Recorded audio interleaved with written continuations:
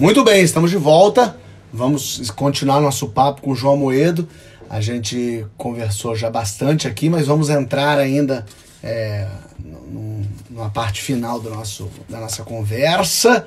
Estamos caminhando bem. Lembrando que amanhã, às 7 horas, tem Marcelo Freixo. Todo dia às 7 da noite eu converso com gente legal por aqui. De vez em quando faço essas lives políticas e hoje estou fazendo com o Amoedo. Vou tirar os comentários aqui. A Julinha, minha prima, tá aí também. Porque geralmente com políticos eu tiro os comentários só pra gente não ter confusão. E vou trazer ele de novo. Ó a Gabi aí. Beijo, Gabi. Tá lá em Portugal. Desativar os comentários. Vamos achar o Amoedo. Vamos ver quando ele entrar aqui. Eu puxo ele de volta. Ele saiu. Vamos ver se ele volta. Vou até botar enquanto ele não volta. Deixar os comentários aqui. Se alguém tá...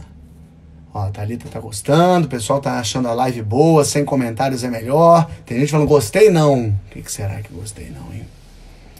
Tem de tudo um pouco aqui. Deixa eu ver se o Amoedo já voltou pra cá. Ah, já tá aqui. Boa. Vou tirar então. Vou tirar os comentários. E ir pra João Amoedo. Boa. Aqui pro nosso papo. Boa, voltamos. Pronto, voltamos. Não estava aparecendo aqui, ó. Agora me conta uma coisa, pensando numa coisa que a gente falou lá no início, essa coisa de de tirar o poder do Estado e tal. Mas você é a favor que o Estado, de alguma forma, corrija erros já enraizados na gente? Por exemplo, tudo bem deixar o poder para a empresa. Não, as empresas elas se regulam, elas se caminham. Mas se você começa a ter as empresas que não pagam férias, se isso não está na lei, se o Estado, de alguma forma, não vigia isso e deixa só na mão da empresa, as empresas elas visam lucro, elas não visam o bem-estar da sociedade e do funcionário. O Estado não precisa ser um eterno vigilante disso para não deixar que as injustiças aumentem e aconteçam, enfim? Vamos lá. Sempre quando a gente falar em Estado, vamos pensar em políticos, né? Os políticos deveriam ser essas coisas. Eu acho o seguinte, o Estado tem que fazer com que as leis sejam cumpridas. Os acordos entre as pessoas têm que ser cumpridos. Então, ele tem que fazer isso. Agora, essa ideia de que a empresa visa só o lucro e tudo, eu discordo. Porque... veja só, ela visa eminentemente o lucro, mas ao visar o lucro, ela tem que atender. Qual é a primeira coisa que ela tem que fazer para visar o lucro? Atender bem o consumidor. Se ela não pensa num restaurante, um restaurante visa o lucro.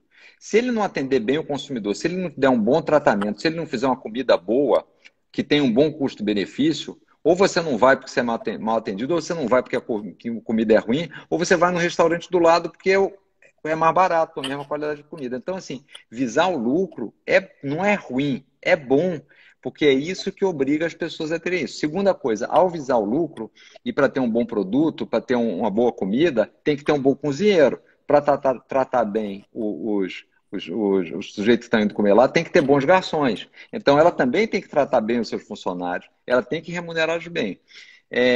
Mas se todas as empresas juntas pagarem mal os funcionários, os bons e os ruins vão estar ganhando pouco e mal e não vão ter benefícios em todos os restaurantes, por exemplo. Não, tudo bem, mas assim, onde é que a gente está dizendo o que significa pagar mal os funcionários? Se elas estão pagando aquele valor, por que alguém não vai e abre e começa a pagar mais e, consequentemente, vai ganhar mercado? Se o sujeito pagar mais e estiver valendo a pena, porque isso que é importante. Se ele está pagando determinado valor, provavelmente é aquilo que cabe na conta. Por que agora as empresas estão mandando as pessoas embora por maldade? Por que agora as pessoas estão reduzindo o salário as empresas estão reduzindo o salário de algumas pessoas? É por maldade, por vingança? Não, porque elas vão estar quebrando. Então, assim, a gente tem que entender que a empresa, pelo menos no meu entender, quer dizer, a empresa que vai bem, que pensa no longo prazo, óbvio que se for um oportunista, vai fazer, mas a empresa que vai bem, pensa no longo prazo, ela tem uma preocupação grande, que é o seguinte, é o cliente. Né? E o cliente, se ele não for bem atendido, a empresa quebra. Agora, o Estado, que leia-se os políticos, se eles não forem bem, E se eles não forem bem e tiverem recursos, tiverem dinheiro do fundo partidário, tiverem tempo de televisão, eles se reelegem e ficam lá se perpetuando. E o ciclo deles é de 4 anos. Agora, quais políticos que tiveram seu salário reduzido? Quando uma boa parte das pessoas perdeu o emprego e boa parte teve o salário reduzido. Nenhum. Pelo contrário, agora está tendo uma negociação lá para dar ajuda para os estados e para os municípios, e eles não estão querendo aceitar uma regra básica, que seria dizer o seguinte: os funcionários públicos desses locais, durante 18 meses, não têm reajuste. Qual é o funcionário hoje da iniciativa privada que seu chefe chegar para ele e disser o seguinte: fulano, ó, você sabe que está tudo mal, eu vou manter o seu emprego, mas eu durante 1 ano e meio não vou conseguir te dar aumento. Aí o cara vai dizer: não, vou embora. Então, assim, essa tese de que a empresa faz por maldade, só visa o lucro, no fundo, é a chance que ela tem de sobreviver. E é Sim, com lucro. mas aonde entra, você falou lucro, empresa, cliente, mas o trabalhador, ele está no meio disso. Ele Então, está no meio se o disso. cliente não quiser, se a empresa, o visar o lucro, eu acho, talvez, estou pensando aqui, é uma visão muito linda pensar assim, que o dono da empresa, ele quer funcionários felizes e bem remunerados para trabalharem bem e servirem bem os seus clientes. Não, o dono da empresa, ele quer ganhar mais dinheiro. No final das contas, é isso. E se ele conseguir pagar menos para o funcionário e conseguir ganhar mais no final, ele prefere isso. Não, mas o Fábio, é o seguinte: ele só vai ganhar mais e só vai ter bom desempenho se ele tiver funcionários satisfeitos e felizes. Não, Então, não necessariamente. Os funcionários podem estar na merda, mas se eles tiverem só aquela possibilidade, eles precisam se agarrar nisso para ter algum dinheiro. Senão eles não vão ganhar nada. exato. E o que vai acontecer no dia que eles tiverem uma oferta um pouquinho melhor? Tiver uma chance um pouco melhor? Sim, podem se ir embora, mas e para ter Não, essa podem chance? não. Eles irão embora. Claro. Irão embora. Então, assim, se a gente achar que as empresas, quando eles estão visando o lucro, é justamente porque a forma que eles têm de pagar os seus acionistas que investiram, é a forma que é uma validação. A empresa, quando tem lucro, é por quê? Porque ela deu um bom produto. Ou você acha, quer dizer, a gente não pode imaginar que alguém que teve lucro, tudo bem, se enganou alguém, um consumidor, isso logo lá na frente ela vai ter um problema e quebra. Mas as empresas que estão se consolidando, que têm muito tempo, elas estão fazendo isso porque deram um bom serviço para o seu cliente. E para dar um bom serviço, para ter estabilidade, tudo, ela não pode, ela tem que ter funcionários satisfeitos, então ela vai estar pagando bem. Mas você acha Entendeu? que sem uma vigilância, essas empresas, por livre e espontânea, por bondade do coração do empresário, elas vão tratar bem os funcionários, elas vão dar todos os benefícios que eles precisam? Você acha que simplesmente, se não tiver uma cobrança real, se não tiver na lei, afinal das contas, tudo bem, vamos seguir o que está na lei, mas tem um monte de coisa ainda que a gente está lutando, tem um monte de benefício ainda que não é dado ao funcionário e que se luta ao longo dos anos para eles conseguir. Se não tiver uma vigilância do Estado nesse sentido, você acha que os empresários vão dar? Eles vão dar mais coisa para os seus funcionários porque querem ver os funcionários mais felizes? Óbvio, óbvio. Mas vem cá, por que a gente acha que o empresário é do mal? Da onde a Não, gente tirou eu essa não estou nem ideia? dizendo que é do mal, só estou pensando que se, a sensação que me dá do ser humano é que se você não tem alguém olhando, você quer o que é teu, você quer o que é para você. Não, mas veja só, é porque o estímulo que o sujeito para dar um bom produto, de novo, vamos no meu exemplo do restaurante. Você acha que um garçom que é explorado pelo dono do restaurante, que recebe o seu salário em atraso, ou que recebe mal, muito mal, ele vai tratar como o cliente que está indo no restaurante?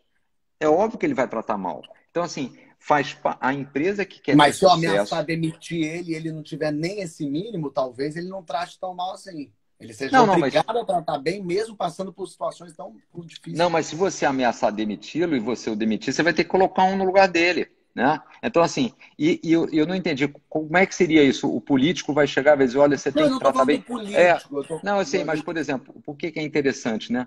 O Brasil tem uma série de regras, direitos do trabalhador, né? Você tem que ter o fundo de garantia, você tem que ter férias, tem que ter 13º, tem que ter um salário.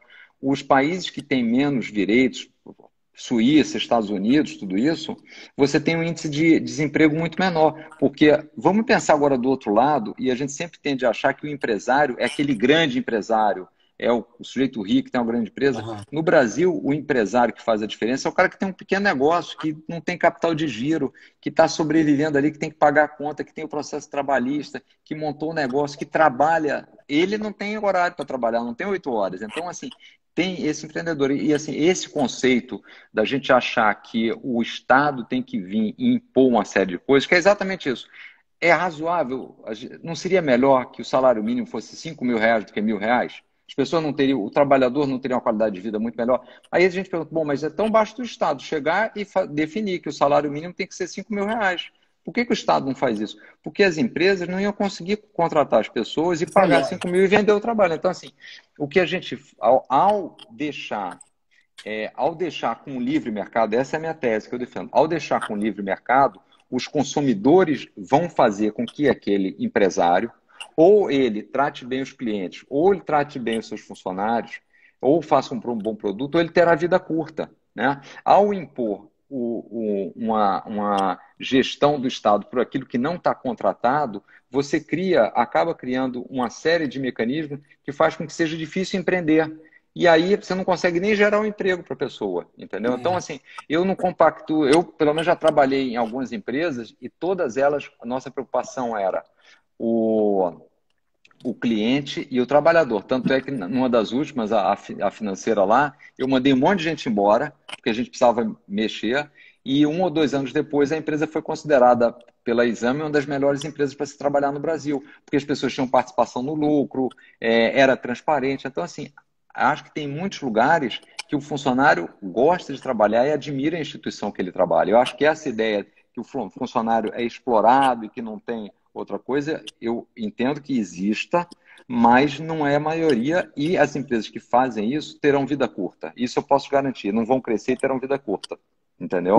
Eu fico só assim pensando que, e mesmo hoje, que a gente tem tanta intervenção e tem tanto isso acontecendo, a gente já vê tanta gente lutando por benefício e ferrando. Porque você está falando do garçom que serve, mas você tem um monte de gente de chão de fábrica que não lida com o consumidor, que faz parafuso e que está ali desesperado por aquela migalha e que se você manda ele embora, você tem outros 1.000 querendo entrar no lugar dele, desesperado também para não morrer de fome. A gente tem um desemprego altíssimo, a gente tem uma desigualdade imensa. Então, a sensação que me dá é que se você deixar tudo na mão dos empresários, eu não estou querendo dizer que todos os empresários são maus e ruins. Não. O que eu digo é, a sensação que me dá é que se deixar na mão dos empresários, é pior para o trabalhador.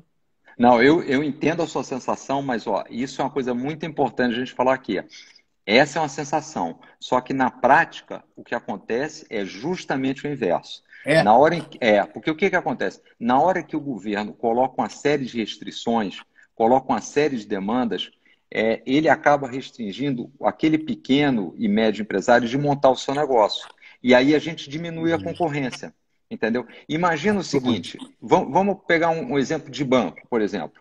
Eu chego e falo para você o seguinte, olha, o banco tem que atender o cliente no máximo em 5 minutos na fila. Se atender em mais do que 5, vai ter uma multa. O que acontece? O banco, para atender alguém em 5 minutos, vai ter que ter mais caixas, tá certo? Vai ter que pagar mais o jeito no caixa. Para pagar mais, vai ter que ter mais tarifa, alguma coisa. Agora, você imagina um banco que queria se especializar num pessoal de idade mais velha, que estaria disposto a ficar um pouco mais tempo na fila para pagar menos de tarifa. Esse banco não vai poder existir. Então, o que aconteceu? O governo brasileiro impôs tantas regras, e isso foi desde a complexidade tributária até uma série de regras, que ficou difícil para as pessoas empreenderem. Na hora que ficou difícil, a gente ficou com poucos participantes.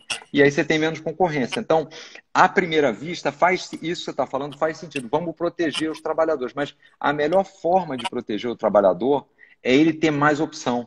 É o garçom que está sendo maltratado ter outros 20 restaurantes para ir, porque ele não vai ser maltratado. Só que na hora que você cria um monte de empecilho para abrir restaurante, o cara fala, pô, eu não vou abrir restaurante, eu vou fazer concurso para ser funcionário público, porque abrir restaurante, com todos esses empecilhos que o governo criou, é uma dor de cabeça. Aí a gente, em vez de ter 20 restaurantes, tem só 2. Aí o garçom apanha, entendeu? Então, assim, esse é o efeito que é importante, é o contrário. Interessante esse ponto. Você vai vir candidato em 2022? Não sei, Fábio, tem que pensar bem, porque em 18 eu saí porque era uma ideia do partido a gente ter, aí tem que pensar bem lá na frente, Porque você não teve estou muito pensando voto, sobre isso, teve não. mais voto do que a Marina, por exemplo. Eu tipo, assim, acabei tendo mais que a Marina, que o Álvaro Dias e que o Meirelles, o que eu achei que foi muito bom, porque assim, eu nunca fui figura pública, né, e não participei dos debates, essa turma já vinha na política há muito tempo. Mas, assim, acho que o Novo tem que ver lá na época, a gente vai avaliar, o partido que avalia isso, eu não estou mais lá como dirigente, né? Quais são as melhores opções para o partido. O importante, acho que isso que é fundamental, é a gente convencer a maior quantidade de pessoas que não estão na política a virem para a política, para que a gente possa debater as ideias e as pessoas tenham aquilo que a gente falou no início, quer dizer, a gente pode pensar diferente, não tem problema nenhum, mas pelo menos as pessoas têm a mesma intenção. Se a gente está trazendo pessoas com boas intenções, com a mesma intenção, depois você faz um debate mais racional. Mas o duro é você levar pessoas que estão indo para lá só por seu benefício próprio. Então a gente precisa trazer mais gente para renovar, para ter um debate diferente. Mas nesse seu pensamento, o Dória é um cara que é de fora da política ou ele já é totalmente dentro da política ou ele nunca foi de fora? Não, eu acho o Dória tem todas as características de um político, né?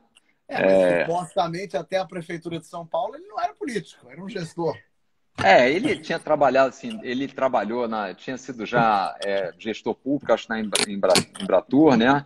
E, assim, ele tem o perfil do político, ele gosta do palanque, ele gosta do poder, nada contra isso, mas, assim, eu acho que a gente tem que buscar, ele entrou para ser prefeito, no meio do caminho saiu para ser governador, claramente está no governo já pensando já na presidência. Ele só não foi para a presidência lá em 18 porque não teve espaço no partido, né?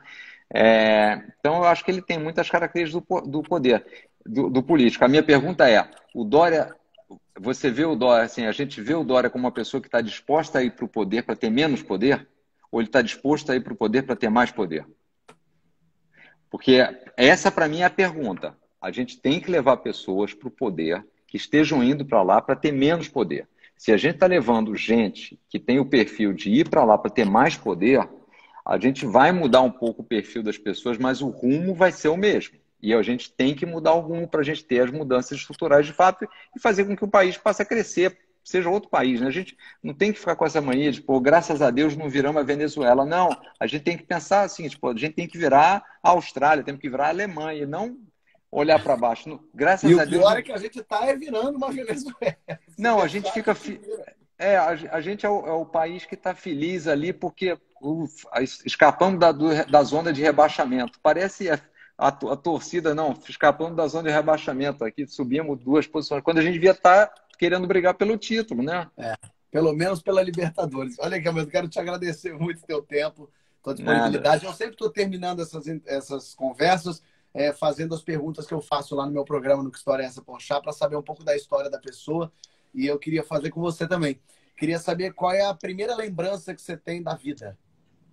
A primeira lembrança que eu tenho da vida? Nossa, é difícil. Eu acho que andando a cavalo, quando eu era pequenininho, lá em Correias, perto de Petrópolis ali. Legal. Essa a segunda pergunta, só o Ciro respondeu, o resto todo mundo se escafedeu. Qual foi a coisa mais louca que você fez na sua adolescência? A coisa louca, Fábio, eu nunca fui de fazer nada muito louco assim. Então, todo mundo responde. Porque mas não precisa ser ilícito, pode ser só. Pode ter acontecido alguma coisa, pode ter ido sair de casa, não avisou os pais, pode ter jogado. Não, assim, eu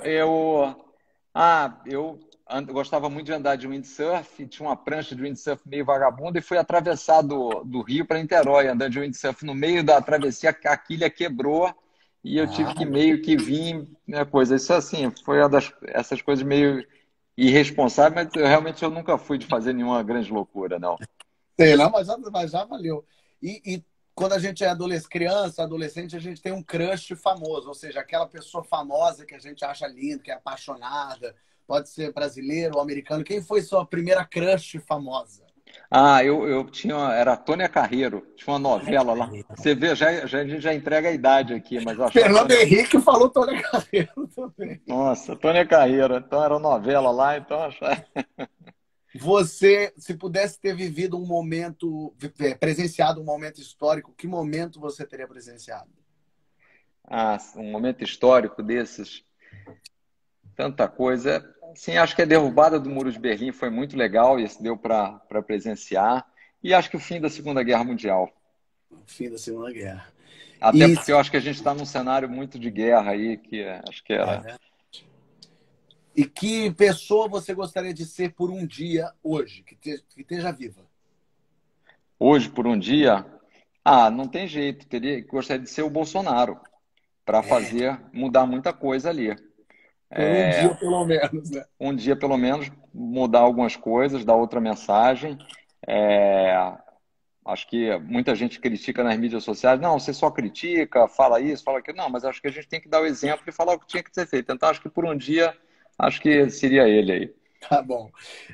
E uma pergunta que até esqueci de fazer para os outros, mas vou fazer para você. Que trabalho que você jamais teria, que você não levaria jeito? Olha, eu sou péssimo para qualquer atividade cultural. Se eu fosse ser cantor, seria um desastre. Sou péssimo para cantar, desafinado. Então, Qual a sua acho que música preferida? eu, Ou eu, eu, cantor? eu gosto, eu até falei isso uma vez, eu gosto muito daquele da Alcione, o surdo. Sabe qual é o surdo da Alcione? Não sei se lembra. Qual que é o surdo? É, o surdo eu vou te dizer, eu sou péssimo, você me põe para cantar, vai ser um terror aqui, mas Não, depois você não precisa procura. cantar, não procura. E aí, o mundo vai acabar. Como é que você quer que o mundo acabe? Veja bem, não é como você acha que vai, corona. Não, não, não. Se você pode escolher um jeito para o mundo acabar, porque ele vai, que jeito que você escolhe? Eu acho que tinha que ser aquele sopetão, assim, caiu um terremoto e acabou e Cai um pronto. meteoro, você diz. Desculpe, caiu um meteoro. Caiu um meteoro e Explode. acabou e pronto, para não ser aquela coisa sofrida, né? Sei. E na sua lápide você quer escrito o quê? Na lápide. Eu vi outro dia uma frase que eu gostei muito, acho que alguém já colocou, mas era alguma coisa mais ou menos assim. As minhas atitudes falaram mais do que as minhas palavras, né? Que eu acho que é importante você, e especialmente na política, eu sempre falo isso, quer dizer, preste atenção no que as pessoas fazem ou fizeram, e não o que elas falam, né? Acho que isso é uma. Então, Ótima acho frase. importante isso, você ter coerência, né? Obrigado, mas agora só ouvindo tudo isso que você contou, fica uma última pergunta para mim, vou te fazer. É, Foi engraçado que eu falei da sua infância, você falou andar a cavalo, e depois você contou uma história de windsurf, kitesurf.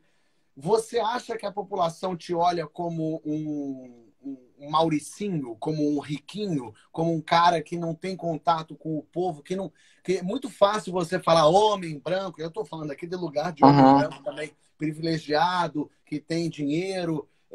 Como é que você sabe qual que é a realidade da população? Como é que você entende do povo brasileiro se você está tão longe, distante do povo? Vamos lá, algumas coisas, né? Primeiro, eu andei muito aí na campanha, né? Segundo, eu acho que tem muita coisa que a gente. É aquela história, o sujeito não precisa ser. O médico não precisa ter câncer para entender de oncologia, né? Então, acho que é o seguinte: você tem muita leitura, muita vivência do que é, vendo o que as pessoas estão sofrendo. E eu tive esse feedback um pouco quando saiu o negócio de patrimônio na época de campanha, que a quantidade de pessoas me seguindo, acompanhando e interagindo aumentou muito, porque é basicamente o seguinte, nada do que eu tenho eu herdei. Foi tudo fruto do meu trabalho. Sempre na iniciativa privada, não foi na área pública. É, então eu acho que assim, eu acho que a percepção que eu tenho das pessoas é boa, pelo menos esse é o sentimento que me passaram. Então, as próprias pessoas, não outros, né?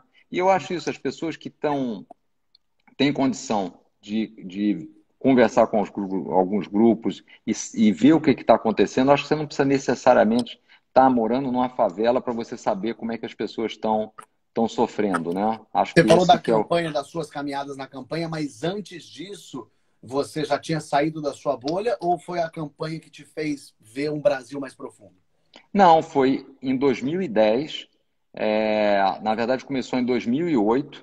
Então, aí são praticamente 12 anos. Eu falei o seguinte: eu quero dedicar boa parte do meu tempo para ajudar as pessoas que mais precisam. E aí a minha conclusão foi: olha, para fazer isso, tem que mudar o nosso Estado. A forma mais eficiente, podia fazer de doação para uma ONG, alguma coisa assim, ajudar um instituto. A forma mais eficiente é montar um partido, porque com isso a gente vai ter escala.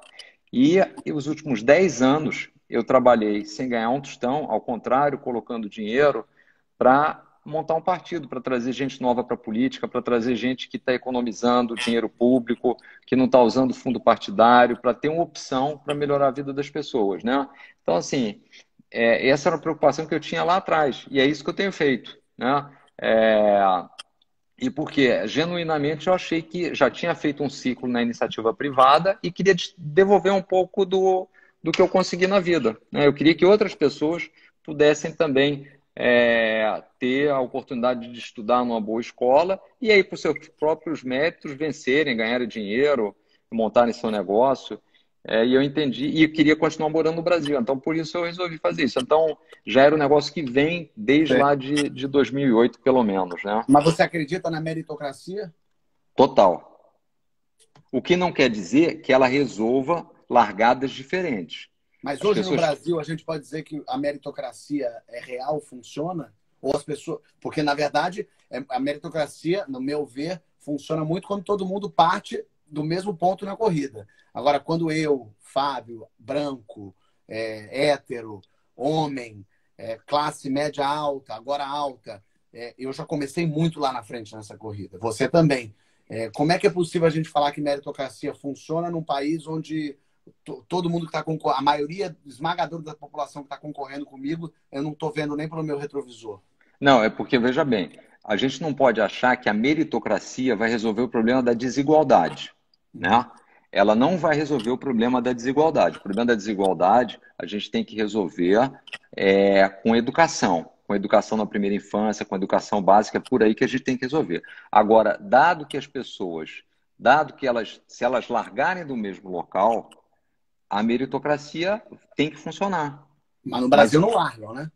Não largam, mas o fato de não largar, de novo, não é destruindo a meritocracia que a gente vai fazer com que o fato delas não largarem do mesmo lugar não é por conta da meritocracia, é por conta da falta de educação, da falta de condições. E isso a gente tem que resolver de outra forma. Mas a gente imaginar que ao eliminar a meritocracia, a gente vai resolver a desigualdade, a gente não vai. Agora, as pessoas que largam do mesmo lugar, ou pelo menos parecido, a meritocracia é uma ferramenta fundamental para você estimular aquelas pessoas que trabalham mais, que estudam mais, para irem melhor do que aqueles outros que não foram, entendeu? Não, então, sim, assim, lógico, mas isso eu e você. Eu e você, a gente pode dizer que a gente teve isso. Mas o que eu estou dizendo é que, enquanto as pessoas não têm uma educação, não têm condição, não têm esgoto, não têm água potável, enfim, corrente, a meritocracia tem que ficar ali on hold, né? Tem que ficar, espera, não, porque vamos lá.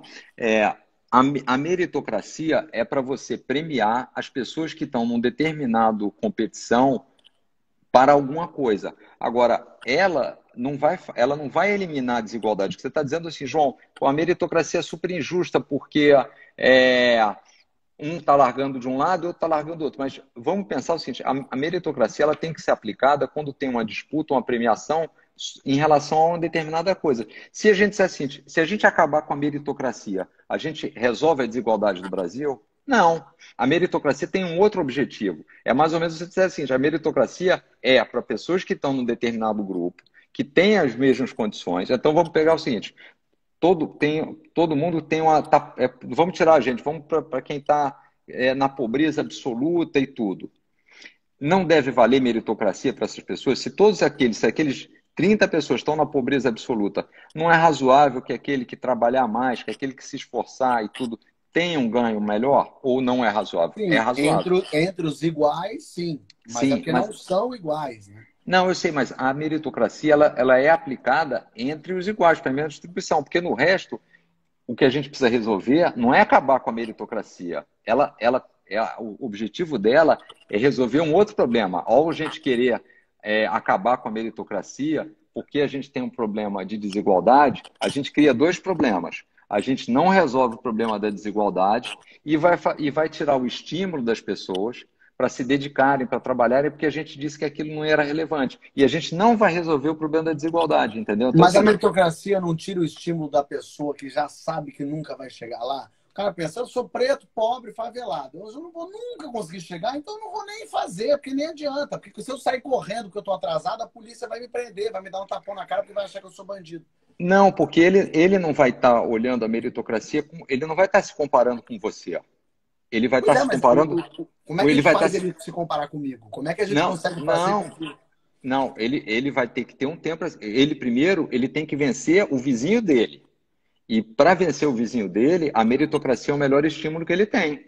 Ou a gente vai dizer para ele o seguinte: olha, você está tão mal, faz o seguinte, não adianta, fica em casa, não adianta sair para trabalhar. O teu vizinho sai para trabalhar, sai para procurar um emprego às 7 da manhã. Por que você não sai às 6?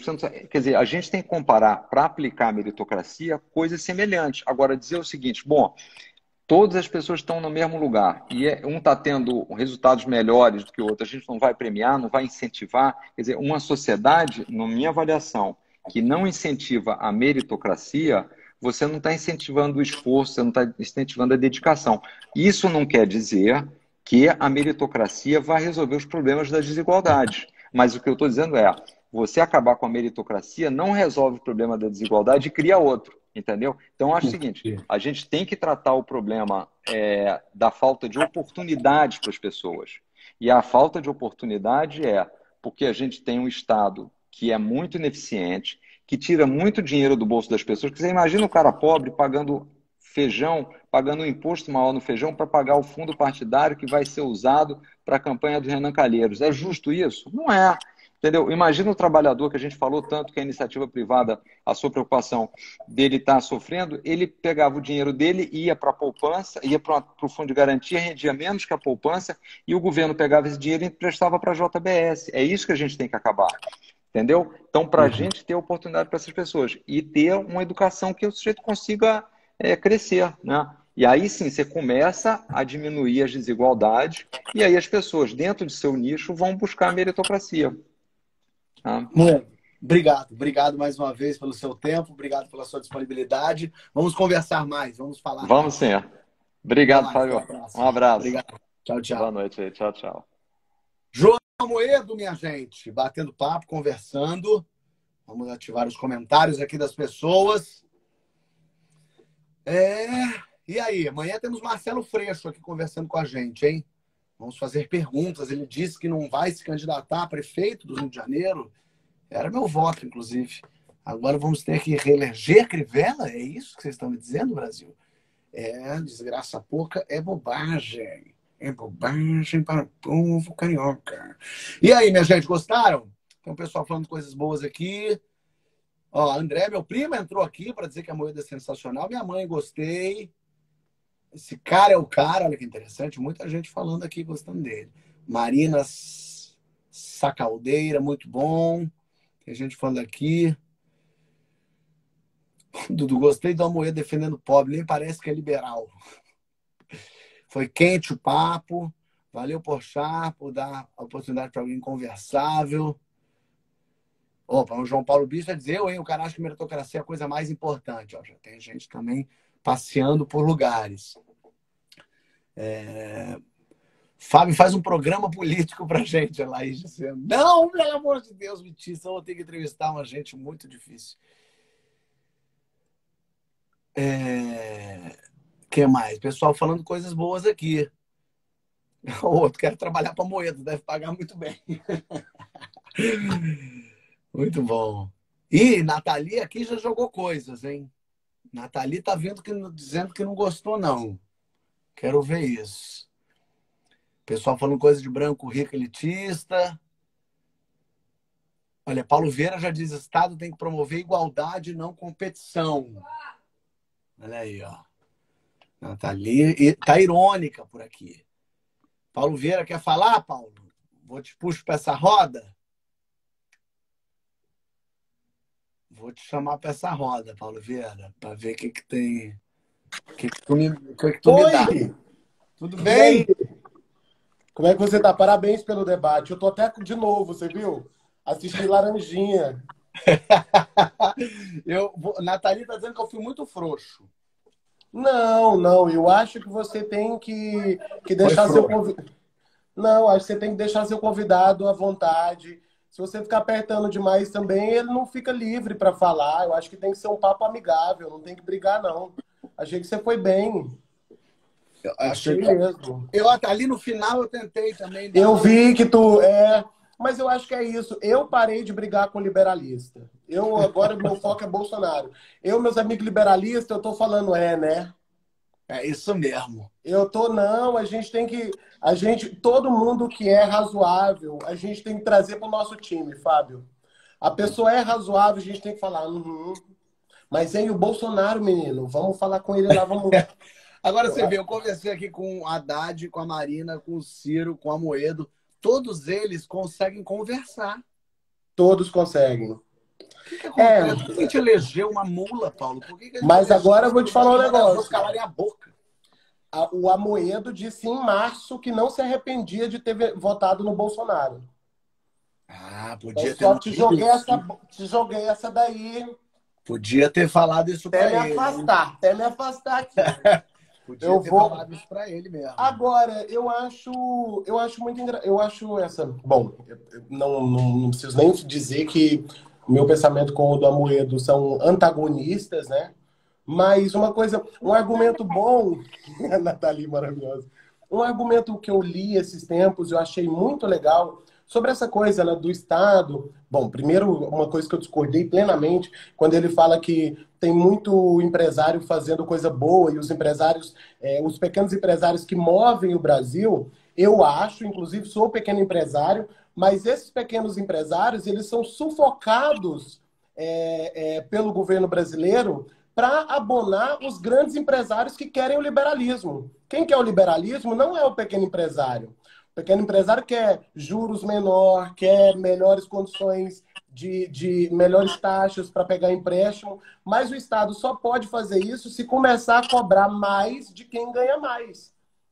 Eu acho assim, tem essa bagunça aí de ideológica, né?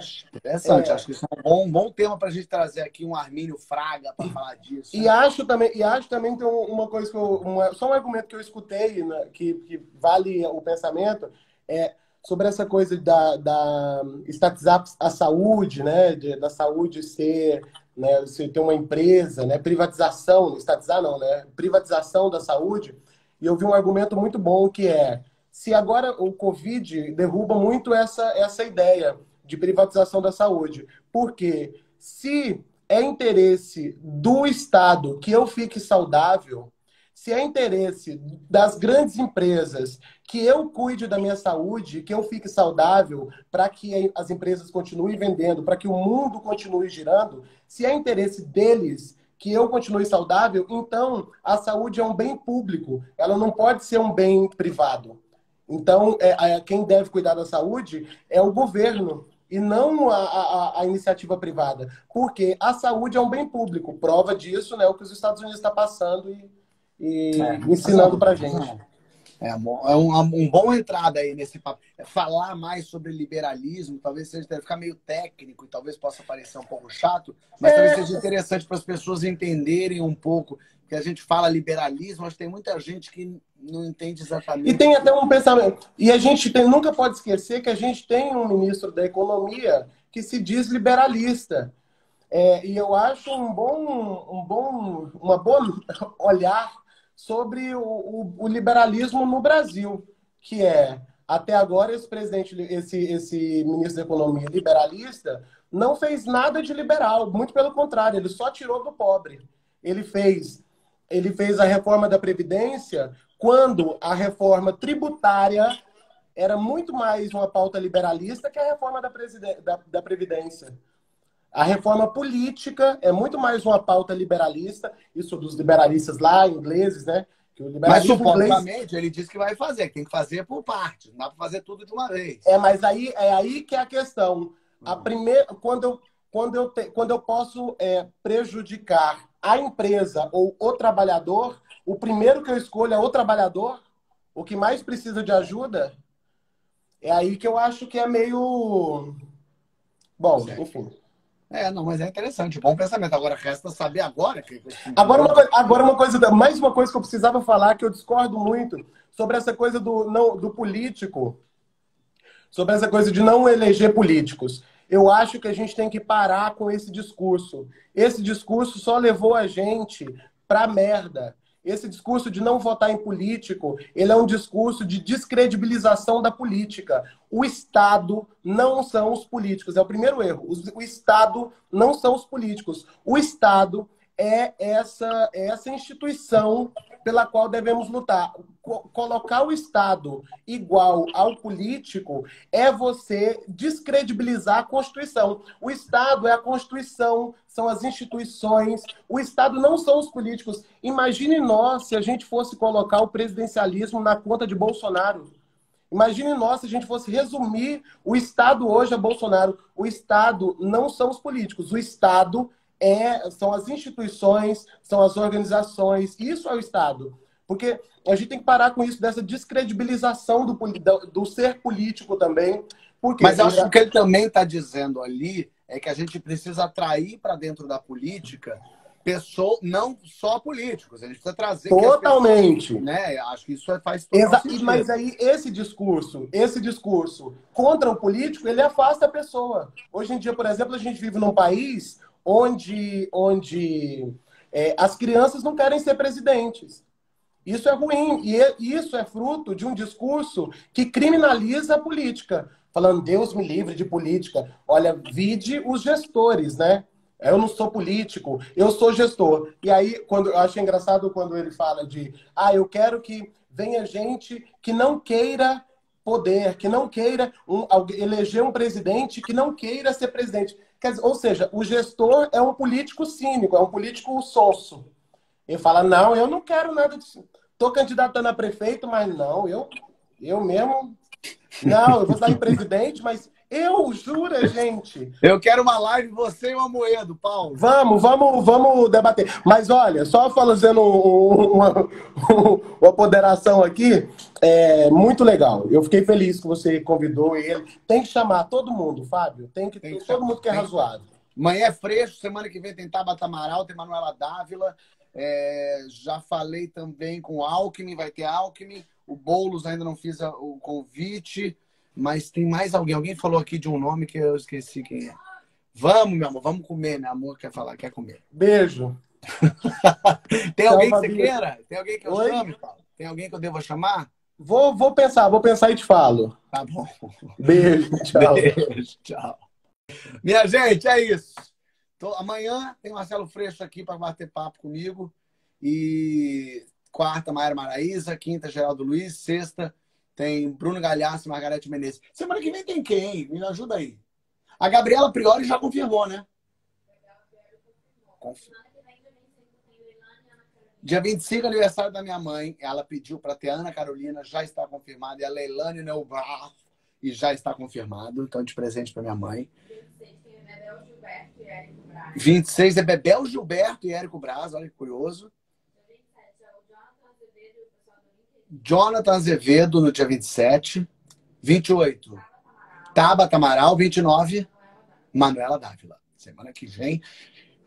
Já tem confirmado mais pra frente Isa. Tem muita gente confirmada boa, hein? Continua aí firme e forte, minha gente. Um beijo pra vocês e até amanhã.